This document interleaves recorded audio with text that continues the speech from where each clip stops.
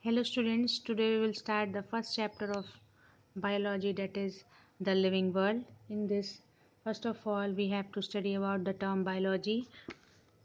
Biology term was given by the Greek word, that is bios is equal to life and logos is equal to discourse or knowledge.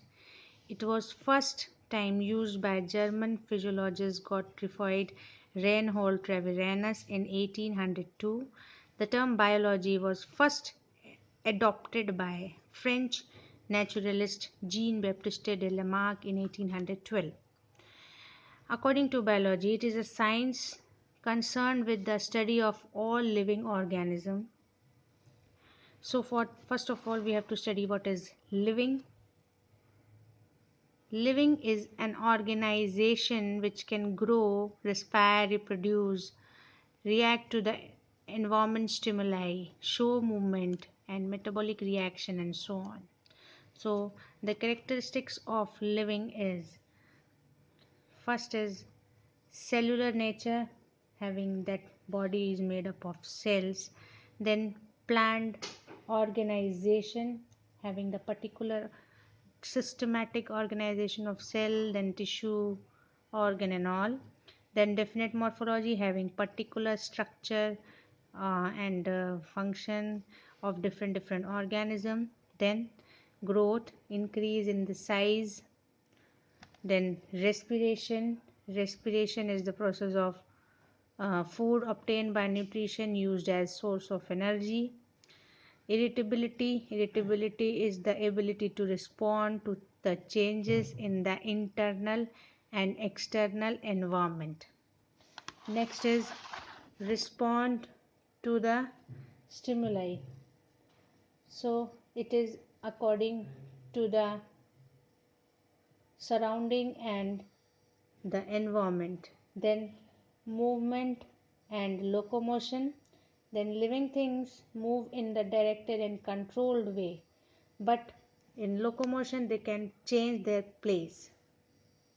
Metabolism is the sum total of chemical reactions being made and changed into some other biomolecules that is occurring in the body. Next is coordination, which can be done between the different organ system. Next, excretion, the process of removal of waste material from the body. Next is reproduction. Reproduction is the process of um, producing offspring. It is a adaptation. It is the response or adapting the external environment or environmental changes which having the capacity to evolve into the new types of organism. Then auto regulation means regulating the organ system or organ according to the changing. Then continuity of life, aging and death. Now we have to study about biodiversity. The term biodiversity is the contracted version of biological diversity. This term was first used by Raymond S. Dasman in 1968, but the term diversity was given or coined by Walter G. Rawson. This term was published by Edward O. Wilson. So biodiversity refers to the huge variety of living organism on this earth. So first of all, we have to study about the term systematic.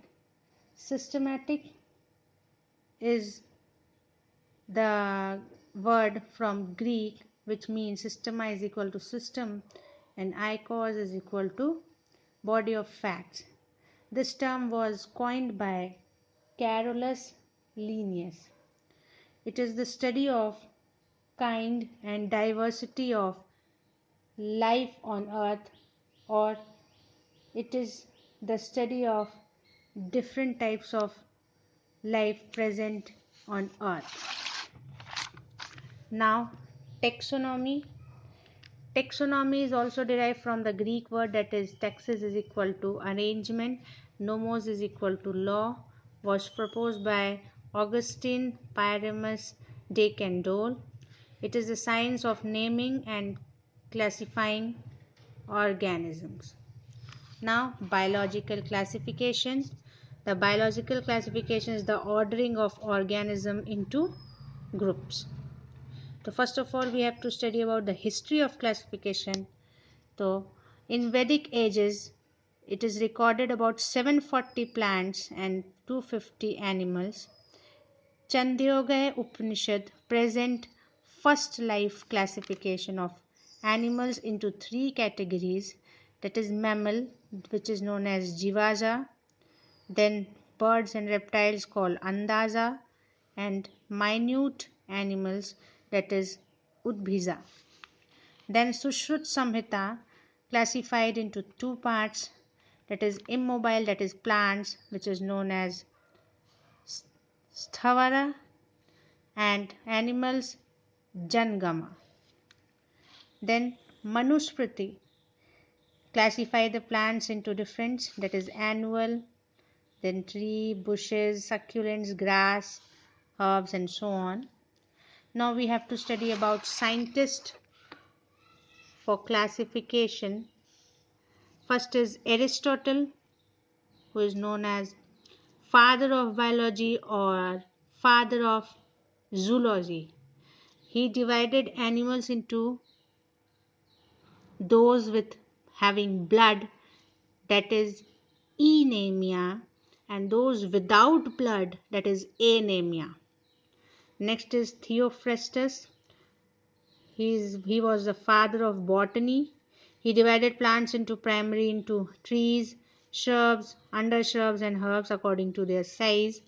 He recognized differences between flowering and non-flowering plants, then superior and inferior ovary, free and fused petals, fruit types, and the book in which he was mentioned, that is De Historia Plantarum. Next was Parasara. He gave Vriksh Ayurveda, that is science of plants. He classified plants into ganas, that is families, on the basis of their morphological features. Next, Charak. He had listed about 340 plants and 200 animals.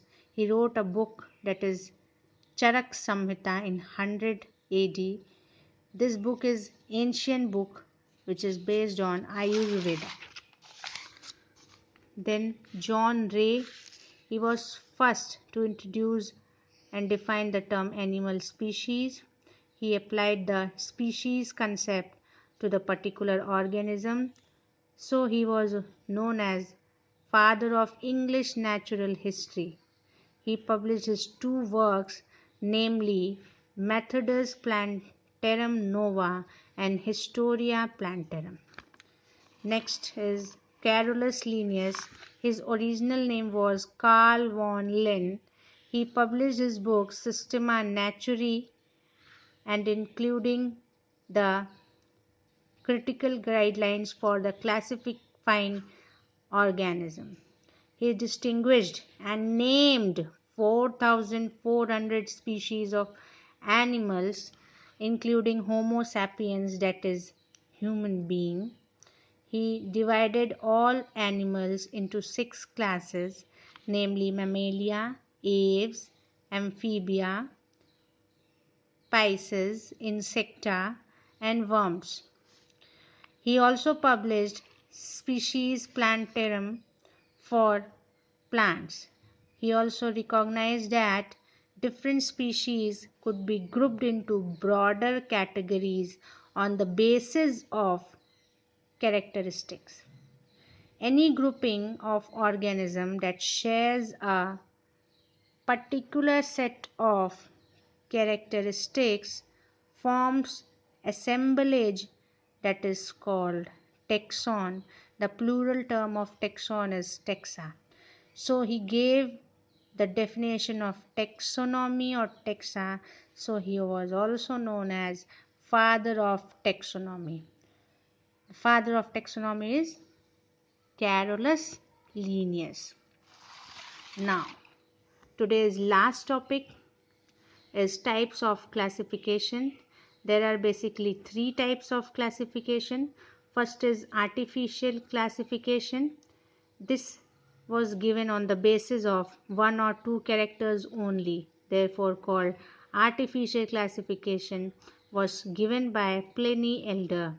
He classified organisms on the basis of habit and habitat.